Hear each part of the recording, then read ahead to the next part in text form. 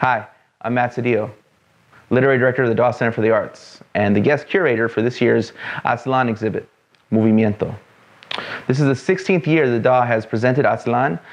We would be remiss to continue without beginning to acknowledge and celebrate the legacy established by Frank and Kathy Garcia, who has been putting on Aztlan celebrations for the past 15 years. This is the first year that they've kind of stepped away. I'm deeply honored to kind of step into that role. This year, we're presenting Timelines Movimiento alongside the exhibit. And again, we speak to the strength of memory. The strength of memory is what gives us the grounding in the present to understand the present and therefore fight for the future. In that spirit, I will show you our timelines.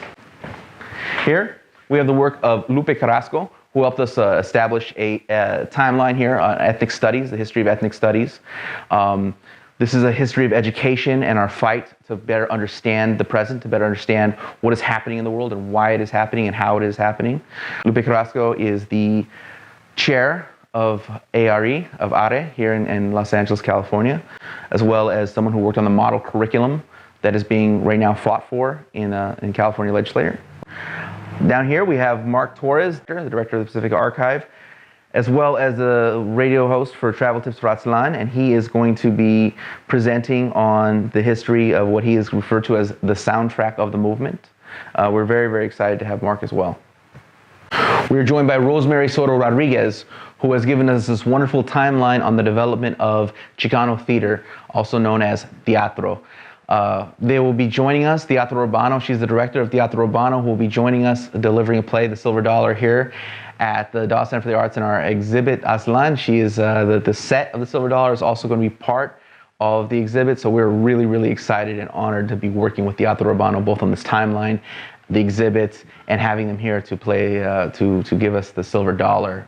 And finally, we're joined by Gabrielle Gutierrez, the chair of Chicana Studies at Cal State Northridge, viewing the Movimiento through the lens of labor, guiding the economics of our oppression and the politics of our resistance. We here at the Dawes Center for the Arts could not be prouder to present Movimiento, Timelines. We're not getting these educations in our regular classroom, and we want to not just be receiving your version of history. We want to be respected. We want our histories to be taught. We see students organizing. Here in the Southwest, we have the East LA High School walkouts. We see the Chicano Moratorium, and there is a soundtrack to this. We would perform in the parks because, well, the majority of people would gather on a Saturday or Sunday afternoon at a park, and we'd throw a show right there. Once we arrive at our own dignity, we begin to dignify others. If we don't have something along those lines that's a very basic tenet, then we're not going to act. When you allow students to express themselves through the arts, it's very healing.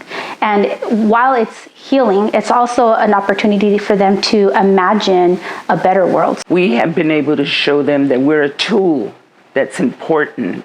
A speaker could get up and speak and talk, but it's different when you visually see what the speaker is talking about. And you take immediate action. You start in your house, you start street by street, block by block, so on and so forth, right? Acting collectively, reclaiming.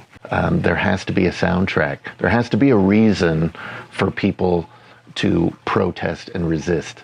And that reason is to enjoy the beauty of our culture. Hi, I'm Lupe Carrasco Cardona. I'm a teacher at Roybal High School, and I'm also the chair of the Association of Raza Educators.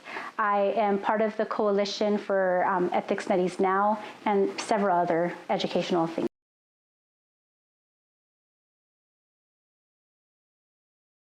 So when you look at what has been happening since the 1960s with the Third World Liberation Front in San Francisco, at San Francisco State University, they literally shut down the whole school system for quite a long time, and were demanding to have Black studies, Chicano studies, various intersectional studies, because they were saying that we're not getting these educations in our regular classroom, and we want to not just be receiving your version of history, just just empty receptacles that are just getting your bullet points of what you think that we need to know. They were saying we need to have a more holistic education. And so you also saw that in like East Los Angeles with the 1968 walkouts. I mean, we've seen it across the country. There was walkouts in Azusa, walkouts throughout, like in Chicago and whatnot. And folks were really just saying, we want to be respected. We want our histories to be taught. And if you look at the movement since then, you'll see that there were successful times when this really happened. In Tucson, for instance, there was a Mexican American Studies program. And so they were not just teaching history that was relevant to the students, but they were also teaching about like indigenous ways of knowing. And here's the thing, is all human beings come from somewhere, right? And all human beings have a genealogy of ways of thinking, epistemologies that's indigenous to where they come from. But with modern society, capitalism and whatnot, we've been stripped of that. We're pretty much taught to become consumers, to reproduce, in this case, the society that we live in, which is a very consumer-based capitalistic system. And there's a lot of issues with that. But one of the issues is that it prevents students from becoming educated about who they are, where they come from, and how our ancestors who, have a whole lot of knowledge about how to coexist with another human being, how to coexist with this earth so that we can keep this earth thriving for the next 7 generations and beyond, right? 700 generations, hopefully. And so in Tucson, they were really teaching that. They were saying, this is the way your ancestors knew how to interact with the self, with the community, with the earth, and that really freaked folks out.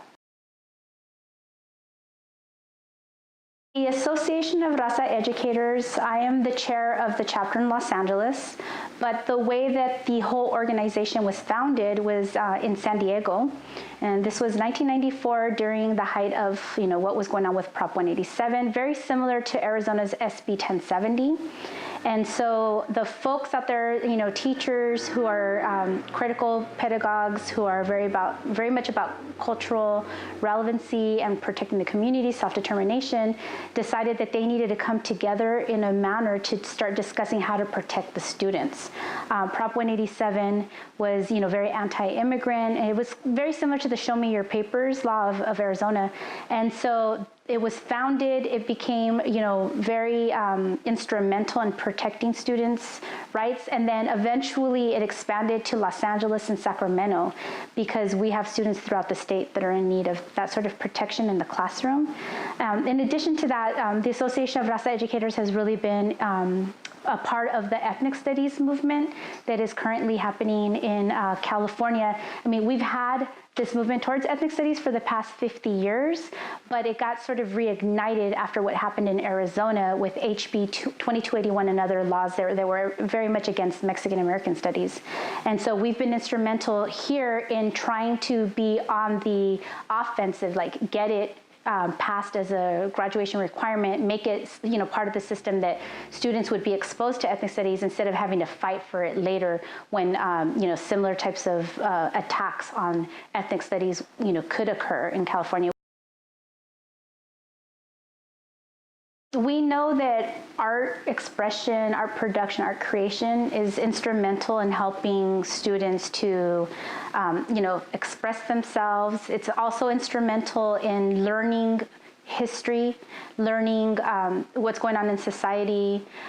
So we are very much proponents of bringing in theater, bringing in visual, all types of visual and performing arts essentially into classrooms. When you allow students to express themselves through the arts, it's very healing. And while it's healing, it's also an opportunity for them to imagine a better world. So we really promote the arts because going through that process is really about developing a plan of action for transforming the society that we live in now. A lot of times folks think of, things that are empowering for students, things that are going to help students, move to social action. They usually think that those things live in the area of social studies. And so we're really about saying, yes, social studies is important, right? All of the social studies, but the arts is really instrumental sometimes in being able to touch students on a personal level. And for that reason, when I was part of the 18-member team of the Ethnic Studies Model Curriculum Advisory Committee for the model curriculum for the state of California, I really was adamant that we needed to add the arts. So we were able to get a Luis Alfaro play called Mojada, a Medina in Los Angeles. And essentially, it's this beautiful play that brings in, cultural elements like curandera is one of the main characters, and it talks about immigration, it talks about gentrification, it talks about things like acculturation and assimilation or resistance to that. And so in seeing this play, I'm even getting chills right now thinking about the play, but in seeing this play, this art form, you can really connect to what students are going through, either they themselves personally, or let's just keep it real, all of us have people in our neighborhoods and our classrooms that have experienced something like that. And so it's a really great way to develop empathy while at the same time, embedding the arts. So we're all about the arts, poetry, every form of visual and performing arts in schools. My name is Marc Torres. I am the director of the Pacifica Radio Archives. I'm also the host of the longest-running Chicano music show, Travel Tips for Aztlan, starting in 1995. When I think about where our starting point is for resistance music, it's hard not to go back to the 1850s. One day Mexicans were Mexicans, and one day they were foreigners living in a foreign land.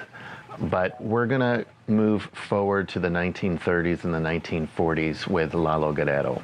Lalo Guerrero literally made the word Chicano popular again. He may have even been credited with coining the term. So Lalo Guerrero came along at a time when the Pachucos was a cultural scene here in the United States, especially here in the Southwest. It had a style, it had a look, it had music, and Lalo Guerrero was the soundtrack to that. And just wearing those outfits was a rebellious act because they were targeted by police, they were targeted by Anglo members of the community who didn't understand what it was. They were subject to police abuse, imprisonment, and worse. And so Lalo taking that stand to be the soundtrack to that movement was really the starting point to the modern rebellion movement for the Chicano scene.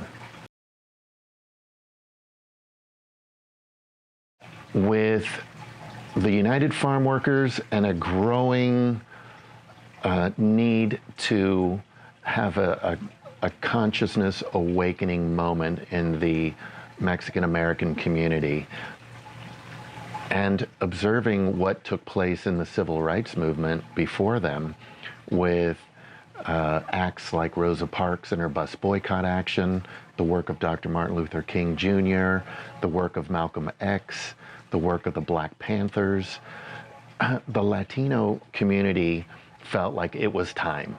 And that was somewhere around 1967 and 1968.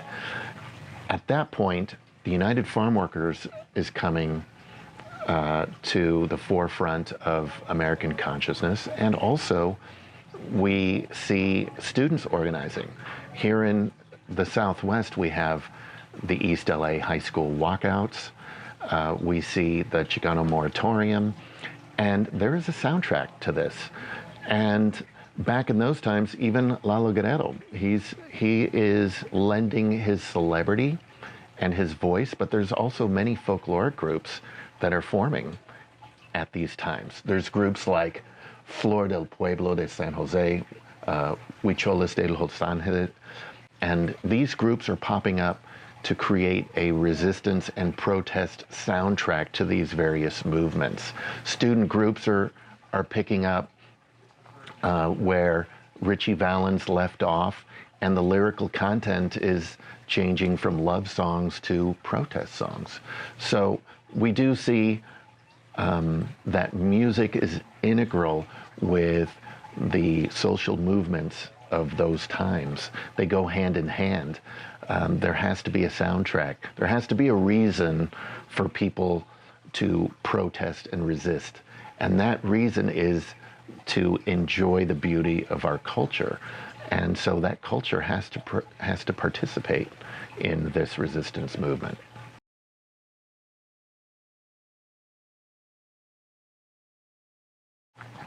There are times when our efforts get erased. We saw that with Richie Valens. He had to change his name. He agreed to change from Richard Valenzuela to Richie Valens. We saw that with Rosie in the originals, where her original song Angel Baby had a Spanish verse, and the music industry didn't know how to deal with that. They erased the Spanish language verse. We see this time and time again. Rage Against the Machine is an interesting example because Zach De La Rocha's father was part of a famous muralist crew going back to the 1960s and 70s. And so Zach, even though he grew up in a very conservative Republican environment in Orange County, had his father to influence him on the movement, and that was very important with the lyrical content and the music that he made. Now, it's true, a lot of people do not know that Zach De La Rocha is Mexican-American, but at the same time, as soon as the Zapatistas arose in 1994, Zach De La Rocha was there. Zach De La Rocha ultimately did a show in Mexico City called, this was based off of his album Battle of Los Angeles, and he called the tour Battle of Mexico City. It was a sold-out show in the Deportes complex in the middle of Mexico City. They wanted to have it in the Zocalo, but the Mexican government would not allow it. He mandated that MTV wanted to video record it, and he mandated that if they do this, they have to include these messages by Subcomandante Marcos and Subcomandante Ramona, so that the Zapatista perspective is well known. So that live music video was very commercially successful, and it had a Zapatismo message, which I think for the most part the Zapatistas and their politics and their sense of community became absorbed in a large part in the Chicano movement. So yes, we're not represented very well, but we're here. Here in 2019, it's very exciting because unfortunately, with the election of Donald Trump in 2016, that stepped up musicians' game. Chicana musicians always want to be present when there's a chance to voice a story about injustice, racism, intolerance, sexism, attacks on our LGBTQ communities, and our musicians step up for this. There's groups like La Santa Cecilia. They sing songs about ICE. We have bands like Nancy Sanchez did a song, No Tengo Miedo, about the fear that kids feel when ICE comes around to your school and takes your parents out of their car, dropping you off at school, and separates you, and now imprisons you and separates you from your families. There are bands like Maya Jupiter, Quetzal, Martha Gonzalez. There's so many great, amazing groups. Janina Del Marco is one that writes music. She's not from the Chicano community, but I feel living in the Southwest, even if you're from the Dominican Republic, you can't help but feel the energy in the movement. There's groups like, also from Chile, we have Maria del Pilar. She is singing songs of protest. So there's some great music being made out there. Aslan Underground is one of the groups that started in the 1980s, and they're still doing that work today. It seems like every song, as apolitical as you could be, has to make a comment somewhere down the road. There's a group making movies that did a whole album called America, and it's protest music. Groups like Flor de Toloache, an all-female mariachi group from New York. They have songs about rebellion. They have songs about intolerance. So it's really not just here in the Southwest, but it's a bigger Latino concern because these forces are working to oppress people throughout Latin America. And we see that as the Amazon is burning today, intolerance, injustice, discrimination is rampant throughout Latin America, and we have to stick together as one. My name is Rosemary Soto Rodriguez. I'm with Teatro Urbano, a Chicano theater group that has been in existence since the early 70s. And we do a play called The Silver Dollar, written by Rene Rodriguez. It's considered the longest running Chicano theater, and it's going to be shown at the Aslan show at the DA in Pomona on September 20th, 21st, and 23rd. The Chicano theater movement started because of the struggle with the farm workers. And we noticed that using Chicano theater is a form of expression, of getting out the word and educating people about different conditions that exist. And when you perform, people listen and they watch, and hopefully they take something home with them regarding the message we're trying to share.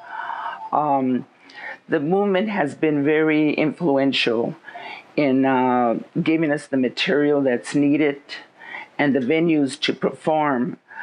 And we, the teatro people, have been a big influence by providing our form of expression, of sharing our conditions on stage, and letting the movement know that we are there to support and educate.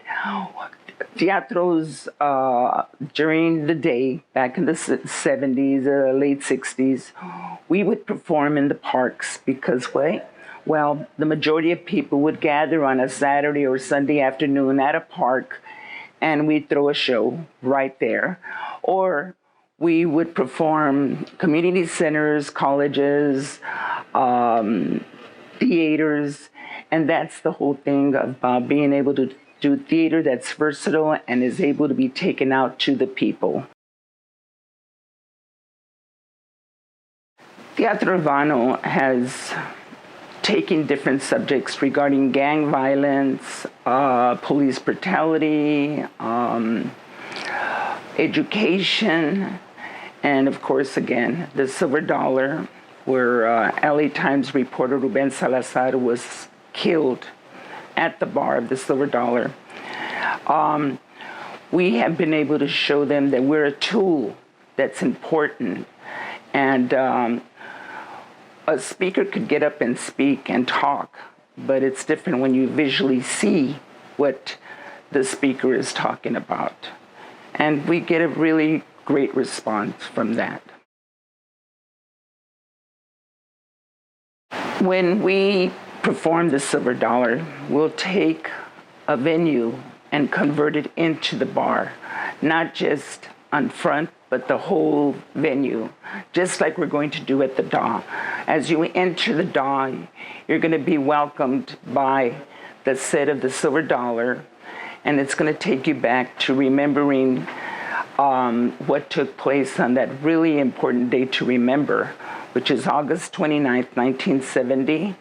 You'll come walking in through the DA, and you'll see the set, the bar, and better yet, if you come to a performance, you're going to see the live performance of the day that Ruben Salazar was assassinated at the Silver Dollar on August 29, 1970. My name is Gabriel Gutierrez. I'm the chair and professor of Chicana and Chicano Studies at Cal State Northridge.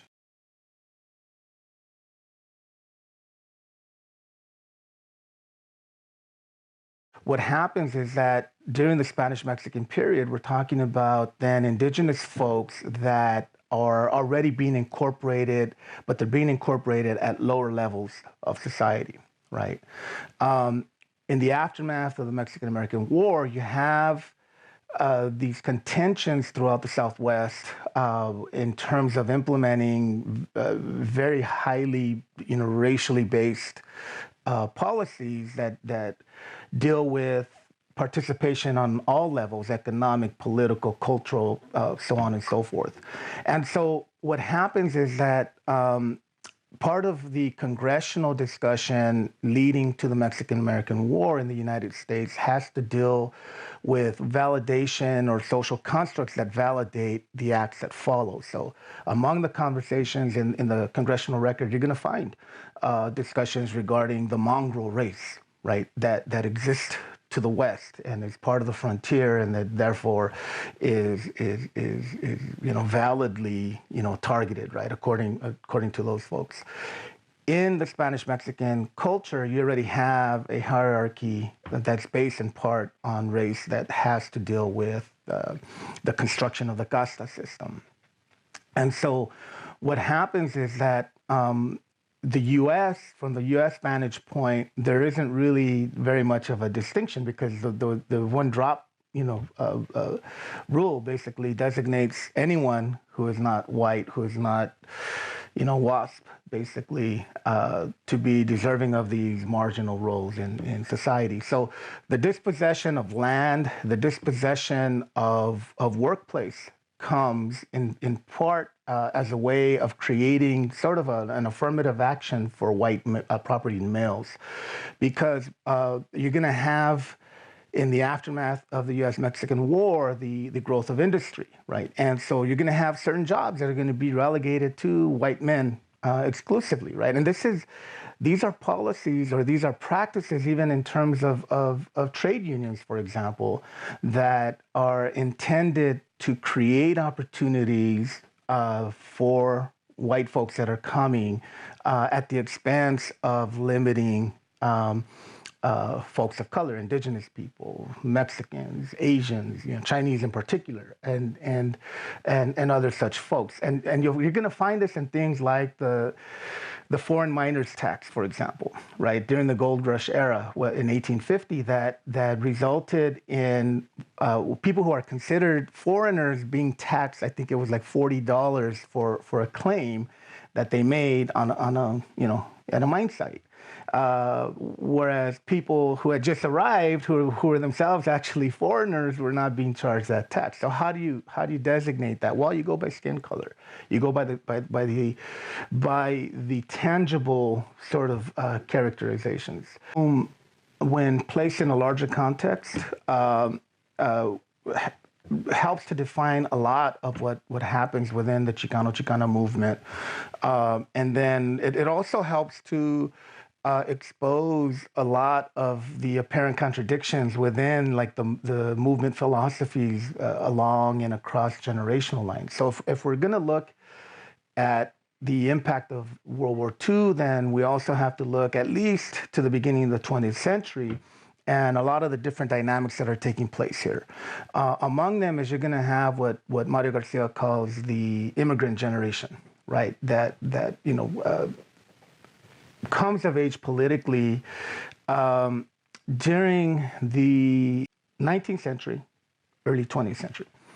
And so that generation politically, has the tendency of being born in Mexico. They're more monolithic Spanish speaking.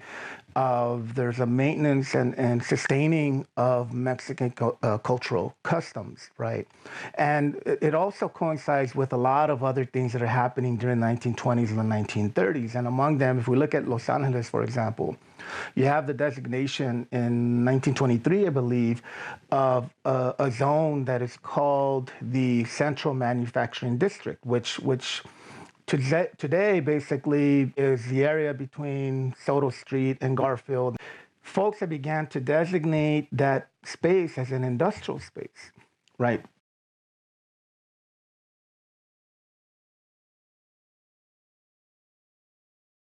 This is really important, because what's going to happen after, especially after World War II, is that, this is where that region and those zones get their origins from. So you're going to have a high concentration of industry. You're going to have the government actually subsidizing at the local, state, federal levels through different types of legislation, the growth of capital, the growth of industry.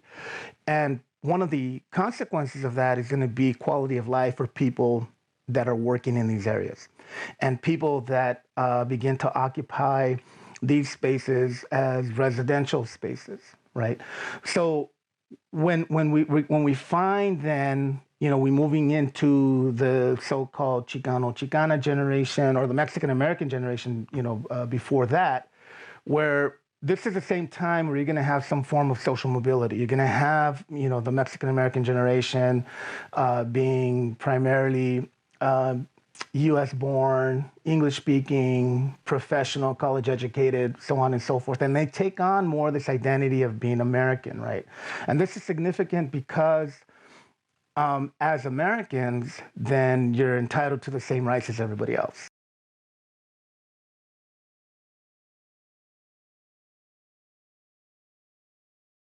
There are different ways and mechanisms, I think, that people can utilize to begin to address circumstances of today.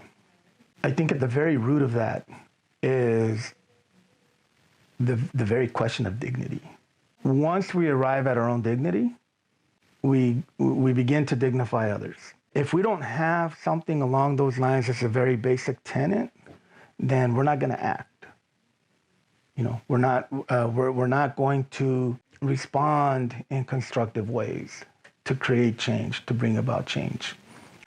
And that, I think, in many ways needs to be underscored because without having that self-actualization, other things aren't really possible, right? And I'm saying that because we look at, I work at a university, and I look at the barrage of stuff that people have to deal with. And that has consequences on all kinds of different levels that require, right, cutting through all of that in order to be able to take one step, a couple steps at a time, in order to begin to address and redress much of what's happening. Once that comes about, right, then you also begin to sort of unpeel all these layers of things, traumas that people are dealing with. And you take immediate action. You start in your house, you start street by street, block by block, so on and so forth, right? Acting collectively, reclaiming, right? Retaking. And it's not just a matter of space, right? But resources. That becomes a really important part of this equation, right? Where we take ownership and we start to take things back.